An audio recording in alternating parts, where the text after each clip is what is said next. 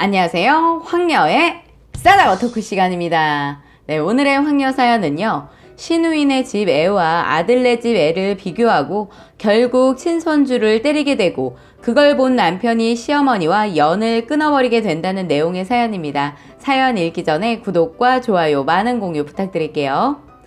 저희 시댁은 시어머니가 유난히 시누이한테 유별나셔서 남편이 자라면서 많은 스트레스를 받았다고 들었어요. 그런데 시어머니 본인 딸과 아들을 비교하는 걸 전혀 느끼지 못하고 있는 겁니다. 그러다 보니까 그 스트레스를 아들인 저희 남편이 모조리 다 받고 있더라고요. 남편은 너무나 익숙해져서 이제는 어머니 때문에 힘들어도 참고 넘어가는데 문제는 애들을 차별하는 것 때문에 남편이 빡쳐서 몇 번 큰 싸움이 있었는데 문제는 시어머니가 아주 큰 실수를 해서 결국 시어머니와 등 돌린 일이 생기고 말았습니다. 저도 솔직히 시댁에 가면 혈압 올라서 시누이 온다고 하면 되도록이면 피해서 갔는데 눈치 없는 시누이년이 일부러 그런지는 몰라도 저희 갈 때 귀신같이 알고 오더군요.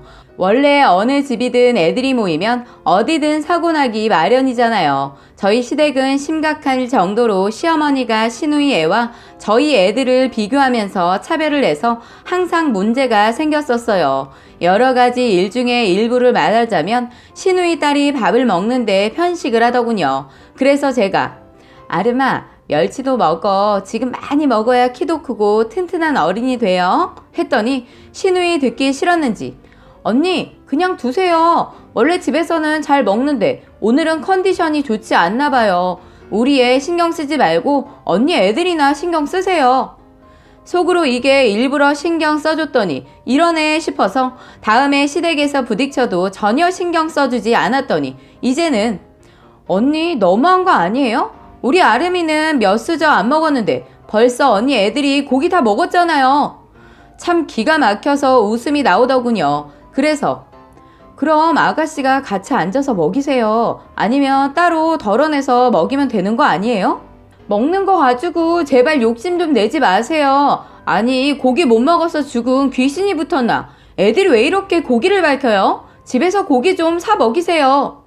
저 이 말 듣고 시댁이고 뭐고 시누이랑 대판 붙었어요. 지금 말 다 했어요? 지금 먹는 거 가지고 치사하게 하고 있는 사람이 누구인데? 그리고 애들이 먹어봤자 얼마나 먹는다고. 그리고 우리 애들만 먹는 거 봤어요? 내가 아까 보니까 아름이는 밥 안 먹고 고기만 먹고 있더구만. 지금 바쁘고 고기도 안 먹었다고 따지는 거예요? 먹었다고 하니까 됐어요. 난 그냥 오빠 애들만 먹었나 싶어서 그랬죠. 아가씨, 저희랑 이렇게 만나는 거 싫으시면 저희 왔다고 들으면 오지 마세요. 저도 아가씨 시댁에 간다고 하면 피해서 올 거니까. 정말 그깟 고기 가지고 싸가지 없이. 끝에 말은 살짝 듣거나 말거나 하는 식으로 작은 목소리로 했는데 들었나 보죠. 갑자기 일어나서 너 지금 나한테 싸가지라고 했어? 아가씨, 너라니. 내가 나이가 많아도 훨씬 많고 더군다나 오빠의 아내인데 위아래도 없어? 난 여기가 시댁이라고 해서 그냥 넘어가지 않아. 말 조심해. 시누이년 제가 강하게 나오니까 아무 말도 못하더니 갑자기 애들 먹고 있는 밥상에 고기를 들어서 싱크대에 버리려는 거예요. 헐, 그걸 보고 있던 남편이 자리에서 벌떡 일어나더니 이 쌍화탕년이 어디서 이딴 짓을 하고 있어? 너 제정신이야? 하면서 시누이 뺨을 사정없이 쳤어요. 순식간에 일어난 일에 시어머니 애지중지하는 딸이 아들한테 맞는 거 보고 바로 일어나서 효자손을 가져오시더니 저희 남편의 등짝을 후려치는 거예요.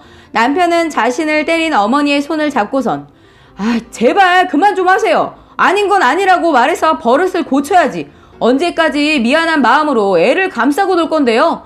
이것도 그걸 이용해서 저러잖아요. 사실 시누이는 늦둥이로 태어났는데 시어머니랑 시아버지의 잦은 부부싸움으로 시어머니가 시누이 3살 무렵에 애를 두고 나가셨다가 시누이 초등학교 갓 입학할 때쯤 아버님이 몸이 좋지 않다는 소식을 듣고 다시 집으로 들어오셨다고 해요. 그래서 시누이한테 미안한 마음에 시누이 말이라면 쩔쩔 매는 겁니다. 솔직히 저희 신랑도 엄마 손이 가장 많이 필요할 때였는데 전혀 아들한테는 미안하지 않고 오로지 딸에게만 목숨도 내줄 듯이 하더군요.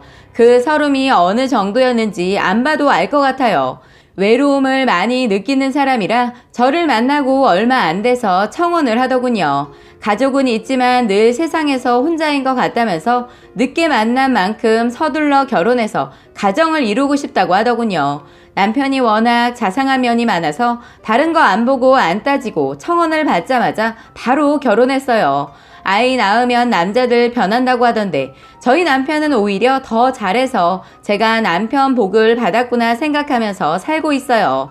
저희끼리만 살면 아무런 일이 없는데 꼭 시댁에만 가면 일이 생기는 거예요. 이런 개 같은 일 말입니다.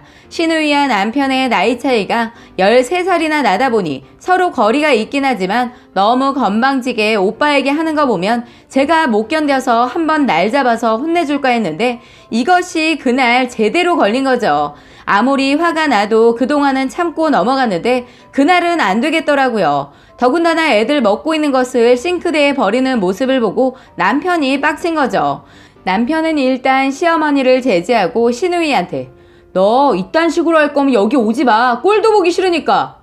자기 오빠한테 맞고서 분한지 애들 고모부를 부르더군요. 한 걸음에 달려온 고모부는 어떻게 되었는지 묻지도 따지지도 않고 남편과 저를 믿는 눈빛으로 하고선 남편한테 형님 제가 잘 타일러 보겠습니다. 걱정하지 마세요. 하면서 시누이를 데리고 가더군요. 그나마 시누이가 남편 복은 있어서 다행이다 싶은 게 사람이 사리 분별 못하는 사람이 아니더라고요. 만약에 이런 일에 심해부도 가만히 있지 않았다면 엄청난 집안 싸움이 되지 않았을까 싶습니다. 다행히 시누이 가고 애들은 제가 방으로 데려가서 애들한테 얘기를 하고 있는데 밖에서 큰 소리가 나더군요. 시어머니가 넌 가족 있는 곳에서 동생 뺨을 때리면 어떡하냐? 저것이 내 딸 우습게 보는 거 아니겠냐고? 엄마, 제발 차별도 그만하고 비교도 그만하세요. 그리고 맞을 짓을 해서 맞은 건데 왜 그러세요? 그리고 딸은 맞으면 안 되고 아들은 맞아도 된다는 거예요? 어머니도 제 애들 앞에서 저 때리잖아요. 그건 말리려고 그랬지. 너를 미워서 때린 건 아니다. 넌 동생이 안쓰럽지도 않냐? 엄마, 나도 그땐 어리고 외로웠어요. 왜 나는 안 봐주냐고요. 그리고 엄마 죄책감을 왜 나보고 동생을 안아주라고 하는 거냐고요. 그럼 어떡하냐. 내가 하는 건 거부하는데. 저게 거부하는 것처럼 보여요? 엄마를 이용하는 거야. 만약에 혜정이가 엄마 거부하면 친정에도 안 오지. 왜 생각을 안 하시냐고요. 모르겠다. 어쨌든 어린 거 두고 나간 내가 잘못한 거니까. 더 이상 얘기해도 답이 없는 걸 알면서 이번에도 같은 말로 또 얘기를 하고 있다가 남편도 지쳤는지 그냥 방으로 들어와 버리더군요. 원래 자고 가려고 했는데 그 기분으로 있기 싫어서 그냥 집에 가자고 해서 그냥 그날 시댁에서 와버렸어요. 시누이년 보기 싫어서 시댁 당분간 안 가려고 했는데 하필 일주일 후 어머님 생신이어서 또 제 수탱이를 보겠구나 했는데 요것이 시매무랑 애들만 보냈더군요. 저는 혼자서 다 장만하고 애들 챙기려고 하니까 남편이랑 시매부가 시키지도 않았는데도 알아서 애들을 봐주더군요. 시누이 있어도 원래 도움 하나 안 되었기 때문에 오히려 없는 게 기분상으론 더 낫더군요. 옆에 있으면서 아무것도 안 하려고 뭐라도 시키려고 하면 시어머니가 아무것도 못하게 감싸고 도는 거 보기 짜증나는데 없으니까 훨씬 좋더라고요. 그날은 시누이 존재감 없이 그냥 보냈어요. 오히려 없으니까 큰 소리 날 일도 없고 너무 기분 좋게 밥을 먹었는데 시어머니 틈만 나면 딸 주게 다 먹지 말고 요것도 남겨두고 저것도 남겨둬라. 똥 마려운 강아지처럼 졸졸졸 따라다니면서 참견을 하더군요. 이날만큼은 저번에 감정이 아직도 깔끔하게 사라지지 않았기 때문에 일 만들고 싶지 않아서 속은 뒤집어졌지만 그냥 시키는 대로 했어요. 생신 때 별일 없이 지내고 그 이후로는 시댁도 일부러 안 갔어요. 하도 안 가니까 시어머니가 오라고 하더군요. 그냥 못 이기는 척하고 갔더니 시누이 애들이 와 있더군요. 왜 저를 불렀는지 알았습니다. 저만 부르면 애들 보라고 부르는 것이 티가 나니까 남편까지 부른 거예요. 저랑 남편이랑 조금 늦게 만나 애를 낳았는데 시누이가 저희 둘째 애 낳자마자 애를 가진 상태에서 결혼을 해서 시누이 애도 저희 애들이랑 크게 나이 차이가 없어요. 그러다 보니까 시어머니가 애들 모이면 저희 애들이랑 시누이 애를 많이 비교하셨거든요. 그래서 시누이 애가 와 있다고 해서 안 가려고 하니까 다른 핑계를 대면서 당신이 애 보기 힘드니까 저를 부른 것 같더군요.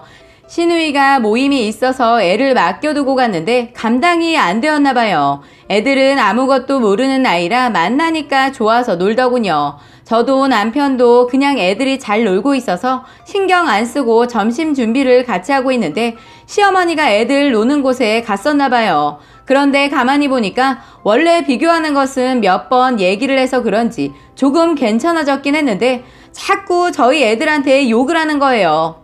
바보 멍청이, 넌 그거밖에 못하냐? 어린애한테 나이값을 해라. 그래도 오빠이고 언니면서 으이그 바보들, 남매가 똑같이 바보야. 으이그 이러더라고요. 남편은 베란다에 있어서 듣지 못하고 저는 싱크대에 있었는데 어머니가 자그마하게 말하는 그 소리를 저는 듣자마자 순간 손에 쥐고 있던 콩나물을 싱크대에 딱 내려놨어요. 그 소리가 좀 컸던지 베란다에 있던 신랑이 놀라서 나왔고 저는 바로 따지러 가는 그 순간 시어머니 이런 멍청이 하면서 아이 등짝을 딱 하고 때리는 겁니다. 순간 옆에서 뭔가 휙 하고 지나가더군요. 시어머니 당신 애들 키웠던 방식 그대로 저희 애들을 대하고 있는 거 보고 화가 치밀어 오른 남편이 발끈해서 어머니 정말 너무하십니다. 저랑 혜정이 그렇게 차별하시면서 저만 때리더니 이젠 손자 손녀도 그러세요? 아니 애들 보다 보면 그럴 수 있지. 뭐가 문제야? 제발 아버지한테 맞은 것 때문에 트라우마 있는 거 알아요. 그런데 혜정이 딸한테는 관대하면서 왜 우리 딸은 무시하고 손을 올리냐고요. 네가 네 아버지를 너무 닮아서 그냥 네가 싫으니까 애들도 싫어서 그런다. 왜? 처음 듣는 말에 저도 남편도 기가 막혀서 그런지 헛웃음만 나오더군요. 남편이 애들을 아무 말 없이 챙기더니 저한테도 짐을 챙기라고 하더군요. 그러더니 시어머니한테 그동안 그러셔서 저한테 그러셨어요? 진작 말을 해줬어야죠. 왜 힘들게 사셨대요? 저희 괜히 노력하고 힘들게 참고 버텼잖아요. 저 이제 그 무거운 짐 오늘에서야 내려놓을게요. 참 허무하네요. 저희가 지금까지 기분 상해도 다 참고 해드린 게 있는데 받으실 거 다 받으시면서 마음속으로 저를 미워하고 있었다고 하니까 가슴이 참 아픕니다. 지금까지 저희 애들 뭐라고 할 때마다 한 번씩 욱해도 참았는데 괜히 저 때문에 우리 애들 힘들게 했네요. 우리 애들 그동안 저희들 모르게 때리셨나 봐요? 어머니 이러시는 건 아니죠. 앞으로 혜정이한테만 효도 받으면서 장수하세요. 저 오늘부로 이 집에 한 발짝도 안 들일 겁니다. 집사람도 절대 보내지 않을 거니까 필요할 때 찾지 마세요. 어머니와 저와의 인연은 딱 오늘까지 여기까지입니다. 하고 저보고 가자고 하더군요. 시어머니가 시간이 가면 갈수록 저희 애들한테 대하는 걸 보면서 본인이 겪은 것을 애들이 겪고 있으니까 더 이상 참지 못했던 것 같아요. 저는 확실하게 시어머니와 인연을 끊어버릴 생각에 가슴에 묵혀둘까 하다가 시어머니가 그날 애들한테 한 말 다 얘기해줬어요. 그 영향인지 몰라도 8년 동안 시어머니 안 보고 살고 있습니다. 가끔 애들이 시누이년 애들 찾았지만 절대로 만나주게 해주지 않았어요. 둘 다 안 보고 사니까 시끄러운 일이 없더군요. 앞으로도 계속 이러고 살 것 같아요. 라고 사연 올려주셨습니다. 두 번째 사연 읽어드리겠습니다. 두 번의 결혼과 두 번의 이혼을 하게 된 어느 한 여성분의 사연입니다. 저는 결혼을 두 번 한 여자입니다. 처음 결혼은 너무 어린 나이에 아이를 가지면서 동거를 시작으로 결혼식도 올리지 못하고 살았습니다. 아이가 3살 때쯤 형식을 갖추기 위해 간단하게 사진 정도만 찍고 아이가 어린 관계로 신혼여행도 포기하고 살았습니다. 그런데 게임을 좋아하는 남편은 아무 걱정도 안 하고 일용직 직장만 다니는 겁니다. 아이가 태어나니까 생각보다 돈이 많이 들어가는 거예요. 그래서 신랑한테 다른 직장을 다녀보는 것을 얘기했더니 자기는 못한다고 저보고 다니라고 하더군요. 가장으로서 능력도 없고 책임감도 없는 사람을 마냥 믿고 집에만 있을 수 없어서 아이를 어린이집에 맡기고 일을 시작했는데 문제는 아이가 너무 잔병치레를 하는 거예요. 그래서 할 수 없이 회사를 그만두고 집에서 부업을 하면서 아이를 돌보게 되었는데 이놈의 신랑놈이 제가 벌고 있는 것을 탐내면서 그나마 다니고 있던 일용직도 나가지 않는 거예요. 너무 화가 나서 남편을 잡고 얘기를 했어요. 아니, 남자가 맞아? 도대체 뭘 믿고 일을 안 해? 네가 벌잖아. 꼭 둘이 벌을 하는 법이 있어? 우리가 굶어 죽고 사냐고. 돈 좀 그만 밝혀. 지겨워 죽겠어. 애는 어떻게 키우려고? 그래, 우리 둘이면 이렇게까지 뭐라고 안 해. 그런데 우리에겐 애가 있잖아. 애 크면 돈 들어갈 데가 한두 군데가 아니라는데 왜 이렇게 태평한 거야? 다 자기 복은 자기가 가지고 태어나는 거야. 그건 그렇고 나 아이템 사게 돈 좀 붙여. 너 돌았구나. 내가 돈이 어디 있어. 없어. 공과금 다 내고 먹고 죽으려고 해도 없어. 오늘 부업해야 돈 받을 수 있어. 게임 그만하고 나와서 이거나 도와. 돈 필요하면 이거라도 해서 벌었어. 야이씨, 얼마 되지도 않은 일을 남자 보고 하라는 거야. 나중에 돈 벌면 다 줄 테니까 돈 좀 주라고. 얼마 되지도 않은 그 돈? 그 돈 버는 나한테 왜 달라고 하니? 난 없으니까 니네 엄마한테 가서 달라고 해. 네가 내 자식이야? 허구한 날 돈 달라고 하게. 너 진짜 돈 없는지 찾아본다? 이러는 겁니다. 그날 진짜 다 공과금 내고 잔돈 5,000원 있었어요. 그걸 찾았더니 신나서 나가더군요. 한 손에는 소주 2병을 가지고 와서는 라면에 마시더라고요. 그 모습을 보고 있는데 한심했습니다. 제 자신도 너무 불쌍한 것 같아서 이대로 살면 끝이 보이지 않을 것 같아서 다음날 날이 밝자마자 짐을 미리 싸놨어요. 그리고 자고 있는 신랑을 깨워서 말을 했습니다. 나 더 이상은 이렇게 안 살래. 우리 이혼하자. 너 나한테 위자료 줄 돈이 있니? 먼저 말한 사람이 줘야 한다는 거 들었는데? 너 나한테 얼마 받고 싶어서 그딴 말을 해? 네가 먹고 놀려면 내가 번 돈 가져간 것만 해도 위자료 벌써 주고도 남았어. 어? 양육비나 줄 생각하고 있어라. 난 이혼 못해. 안 해. 누구 좋으라고 해? 그럼 넌 일 안 하면서 내 등골 빼먹고 살겠다는 거야? 처음에는 왜 그렇게 열심히 살았는데? 너랑 살려고. 그런데 지금은 왜 이래? 몰라. 그냥 일하기 싫어졌어. 그리고 네가 능력이 좋은데 뭐하러 일을 해? 하는데 힘만 있었으면 들어서 레슬링 하듯이 바닥에 머리를 꼽아버리고 싶었어요. 머리가 몸 위에 있을 필요가 없는 인간 같더라고요. 저는 이혼을 안 해주는 남편을 두고 아이만 데리고 그냥 나와버렸어요. 그렇게 나왔는데 갈 곳이 없더군요. 친정에선 이 남자랑 결혼을 반대했기 때문에 친정을 가는 것은 면목이 없었습니다. 그런데 딱히 애를 데리고 갈 곳이 없는 저는 굳은 다짐을 하고 친정에 갔어요. 아버지는 저를 보자 손을 올리려 하시더니 제 손을 꼭 잡고 있는 아이를 보자 다시 내리더군요. 저희 친정 아버지는 제가 어릴 때부터 항상 폭력을 쓰시던 분이라 저를 보면 손을 올릴 거라는 건 예상하고 갔거든요. 그런 게 싫어서 제가 성인이 되자마자 사회로 나오긴 했는데 생각보다 사는 게 너무 힘들어서 방황을 하다가 우연히 신랑을 만났고 바로 아이를 가지게 되면서 같이 살게 되었거든요. 그날도 어김없이 아버지는 손을 올리려 했는데 다행히 우리 아들이 저를 살렸어요. 친정 엄마는 저를 부둥켜 안고 우시고 한바탕 난리가 아니었죠. 저는 그동안 살아온 얘기들을 부모님께 드리고 이혼을 하고 싶다고 했어요. 아버지가 애 아빠를 한번 보고 싶다고 하시더라고요. 얼마 지나 아빠가 남편 만났는데 집에 오신 아빠 안색이 안 좋더라고요. 잘 얘기했어? 너 당장 이혼해라. 애가 싹수가 노랗고 아주 글렀어. 그 말을 들은 엄마가 그럼 얘도 데려다 줘서 키우라고 해. 나중에 새 출발하려면 애가 걸림돌이야.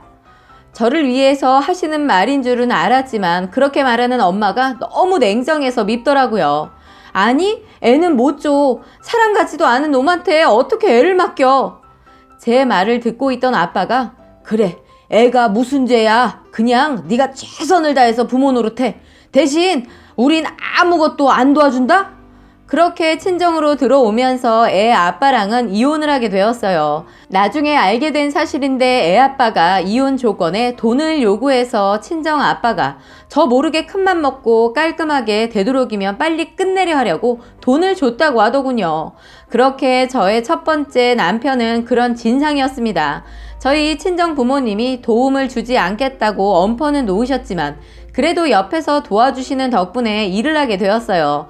그래도 애를 위해서는 어떻게든 열심히 살아야겠다는 신념으로 열심히 살았습니다.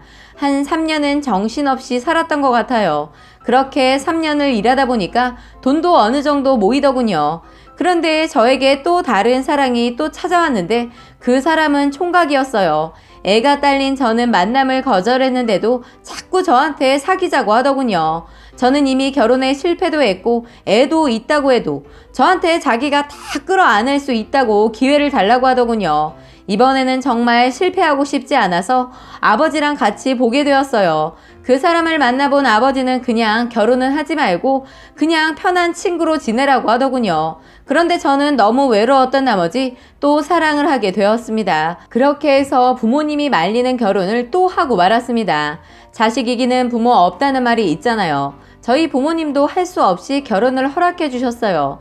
저희는 제가 그동안 모아두었던 돈과 그 사람 돈을 합쳐서 신혼집을 마련했어요. 저희는 보란듯이 아들을 데리고 몇 년은 잘 살고 있었어요. 그러다 임신을 해서 딸도 낳았습니다. 저희가 열심히 잘 사니까 친정에서도 남편을 사위로 인정해줬어요. 신랑 쉬는 날엔 친정 가서 놀다 오기도 하고 다 좋았는데 어느 날 신랑이 동창회를 다녀오고 나서부터 저희 결혼 생활에 금이 가기 시작했습니다. 동창회 이후부터 신랑은 전화를 손에서 내려놓지 않고 붙들고 사는 겁니다. 심지어 비번까지 걸어놨더군요. 딸 바보였던 남편은 어느 순간 딸이 자기 곁에 오는 것을 귀찮아하더군요. 너무 이상해서 그러면 안 되는데 신랑 자는 틈을 타 살짝 보게 되었어요. 그런데 비번이 걸려 있어서 도저히 볼 수 없어서 내려놓으려고 하는데 문자가 오더군요. 저번에 모임 때 너 보니까 옛날 생각도 나고 좋았어. 다음에 또 보자라고 문자가 오더군요. 그때 많이 생각이 오고 갔지만 참았습니다. 그런데 자꾸 주말이면 일이 있다고 나가는 거예요. 심증은 가는데 물증이 없어서 참았습니다. 꼬리가 길면 밟힌다는 말이 있죠. 저한테 딱 걸린 겁니다. 분명히 집 근처에서 회사 사람들하고 밥을 먹는다고 했는데 그날 차를 타고 달리다 속도 위반으로 걸린 과태료가 나와서 알아버렸네요. 사진에는 조수석에 누가 있더군요. 퇴근하고 온 신랑한테 그것을 내밀면서 따졌어요. 자기 여자 있니? 내가 여자가 어디 있어? 사실대로 말해. 한참 뜸을 들이던 남편이 동창이야. 답답하다고 바람 쐬러 가자고 해서 몇 번 갔어. 그럼 나도 내일 친구들이랑 바람 쐬러 다녀올 테니까 애들 좀 봐. 뭐야, 맞바람 피우겠다는 거야? 왜, 못할 것 같아? 하기야, 결혼도 2번 했는데 못하겠냐? 지금 그게 무슨 말이야? 아니, 그렇다고. 난 솔직히 총각이었잖아. 너무 억울하다고. 이 정도는 한번 봐줘야 하는 거 아니야? 그걸 말이라고 해? 넌 내가 이혼녀인 거 다 알고 결혼하자고 했어. 내가 속였니? 억울했으면 결혼을 하지 말았어야지. 결혼까지 해서 뭐 하자는 거야? 그래서 이혼이라도 하자는 거야? 왜? 이혼하고 싶냐? 하고 싶다면 해줄게. 내가 남자 복이 거지같이 없구나. 차라리 애라도 낳지 말걸. 하나같이 남자라는 새끼들이 다 그 모양이냐? 가라, 꺼져. 너 같은 자식 애들 아빠로선 꽝이다. 있어도 없어도 별 볼 일 없으니까 내 눈앞에서 사라져. 대신 조건이 있어. 너 이 집 위자료로 다 주고 애 찾지 않는다는 각서 쓰고 가. 라고 말했더니 진짜로 그 여자한테 미쳤는지 각서도 쓰고 얼마 지나 이혼하고 옷 몇 가지만 가지고 나가더군요. 솔직히 싸울 땐 하지 말아야 할 말들도 하게 되잖아요.